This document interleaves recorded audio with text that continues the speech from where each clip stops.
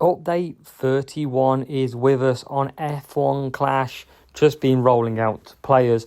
Let's have a look at some of the content first produced by Hutch, and then we'll go into the game notes to see truly what was released. Monaco is back. That's one thing that has been provided. After licensing issues, it makes its return for the first time this season. We've got some track improvements. Spain, Catalonia. No longer do we have the chicane at the end, and instead we have that nice bend all the way around. And then we've got Yas Marina. So similar corner as to Spain, but this time it turns into a hairpin. So they are some nice little changes in update V31. Another big change is the introduction of power-ups. So there is plenty available, and they'll be available within either pit passes or your daily spinner. So it's very looking good on that point. We've got double trophies. You can earn more trophies than before. So Trophy Rush as it's called. So you can climb faster on the pit pass. Here it is in action in the spinner. Double coins. Let's see what it says about double coins. So we can power up the performance, obviously, of your cars. You've got double flags, meaning you can open up new series a lot quicker. Race up the ranks, double reputation points. So you can see there, it shows you how long you've got it available, and any reputation points you earn for your club will be doubled, which means you can have the bragging rights over all your friends. So looking forward to this being introduced to the pit pass, the spinner, and as you saw there, also the store, which is going to be very interesting. So let's venture off into the game on F1 Clash. Look at some little changes before we go into the notes as well. So at the minute, there is no unlocks power-ups by the pit pass. Expect to see them next month most likely. We looked at the spinner, and we'll load it up now. Obviously, we're on the premium one here because we've already had our daily spinner free. And you can see the 1 day 50% crate timer is in there.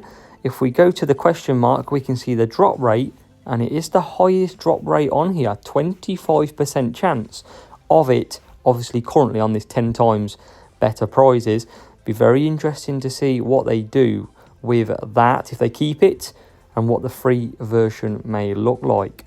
So, looks like we are going to get the chance daily to win these. It was interesting to see what they said about the store, but at the moment, nothing is in there, of course, as of yet. Another new feature is clubs. Now, you may have noticed before, you get invites from clubs, you don't know where they come from. You don't know who they are. You have to go and manually search. So in this case, you can see I've invited myself to my free-to-play account, who is in Fidesz. You can see what sort of club they are straight away. And then if you click the actual banner, it takes you into the club and you can decide to join or not. So I think that is an absolutely brilliant way of showcasing club invites. Clubs is starting to get revamped, and I think that is absolutely beautiful. Makes it a lot more smoother for players to see what kind of caliber or what type of friends have invited them to the clubs. We'll check the leaderboards because I assume these are all still crates. And they are, which is fully expected. We've obviously still got the sprint there as well. And then hopefully we'll be able to see in duels, maybe Monaco somewhere. I think I've heard Series 9 has Monaco. And what we'll do is we'll flick through this to see if it has. I'm going to look pretty stupid if Series 9 doesn't have Monaco now. There is one more to add at the end of this. Surely I'm not going to be left looking like an idiot.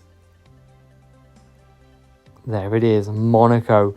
20 to 28 degrees, no chance of rain. It's going to be very interesting to see the strategies as we go through the series. So fingers crossed, this is looking pretty good. Do let me know before we go into the notes down below. How have you found the update? Do you think the game has improved? This was one of the big updates that everybody called for.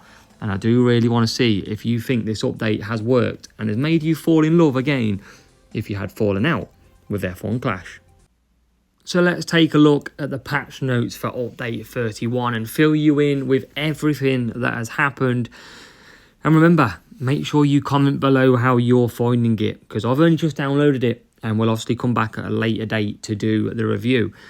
So new features, we've got power-ups, so temporary boost to players from various resources such as coins, reputation, flags, trophies and crate opening times. They can be obtained through in-game elements, daily spinner, pit pass and more to come. New overtaking and defending UI, so that's very interesting indeed. Improved visualization of the dueling mechanic between cars, giving players visual feedback. So if you haven't seen, there's a bit in there which shows players are getting an attack, failed or success. Attack or defend basically, and you get to physically see that your cars are trying to overtake. It wasn't something that a lot of players called for, but gives the players confidence that their drivers are trying to do something. We've got Monaco. Monaco returns, the legendary Monaco, and hopefully we can overtake. We've got updates to Barcelona and Yas Marina, so as we showed you in the video, in line with the 2023 F1 season. We've got club preview from invites, so common requests from players in the community, so Hutch showing that they listen to the community, is that you can view the details of clubs who have invited you rather than manually searching. Grand Prix event tie-break rules now displayed in the game, so the rules determining tie-breaks in weekly events will now be more readily available to view in the game instead of in the FAQs, so everyone should now get up to date with that. You might argue this is the most important part of the update V31, as well as if any bugs do come out of it. But we've got bug fixes in this update. So fix bugs which resulted in a low-level common drivers appearing to have a faster lap than high-level epic. Interesting. Fixed a bug causing some players to stuck in a restart loop after purchasing an in-game offer. Fixed a bug causing some players to see the 2023 season transition screen. Changes made to correct drivers appearing to start races with different power level units. So some drivers started in some races with 60%, some 100%. It got pretty unfair. Fixed a bug which caused players' cars to duel each other during races, impacting their performance. Apart from getting stuck, not really sure what that is. So maybe what I'm thinking that is your team car, so both your drivers dueling each other. UI, user interface. Fixed a bug with component names scaling incorrectly. An issue where there are incorrect asset trade values, showing not enough assets, is fixed. Chat messages to double up, so hopefully club chats are now workable. That would be very good. Fixed a bug causing the sprint race results pop up to not appear. So even though it was in the background, a visual bug. Fixed a bug that caused the opening round event results to appear on the qualifying round screen. Now recently, I've seen this be fixed already, so that's good. And fixed a bug causing players to receive different sprint race group rewards than their final position. So a lot of fixes. A lot will be happy about that. We've got other ones. So fixed a bug where some AI tyre selections would result in a race crash. Didn't know that was the case. Obviously, that's why they are crashing, some of them. So it'll be interesting to see if less safety cars. Fixed an exception that would make some network races end abruptly after matchmaking was finished. Fixed a bug that sometimes resulted in game crash when equipping the same boost across both drivers. And changes made to resolve some players being locked out of the game after receiving sprint race rewards. Big update, isn't it? And it gets even better. Changes. Reverted game rule changes introduced in V29, which caused several unintentional side effects, not limited to AI opponents appearing stronger. So does that mean AI is now weaker? Added artificial speed limiter for cars using the incorrect weather tyre compounds. So if you're on the wrong tyre at the wrong time, you are going to suffer. Custom game rules for tyre wear reliability degradation, increasing power unit recharge rate to the Marina Bay track to require all cars to pit at least once. So as you'd have noticed in Singapore, some cars did 6 hards, no pit stops. That's fixed. Improved pit lane traffic mechanics and pit lane driving behaviours. Does that mean the pit exit trick is no more?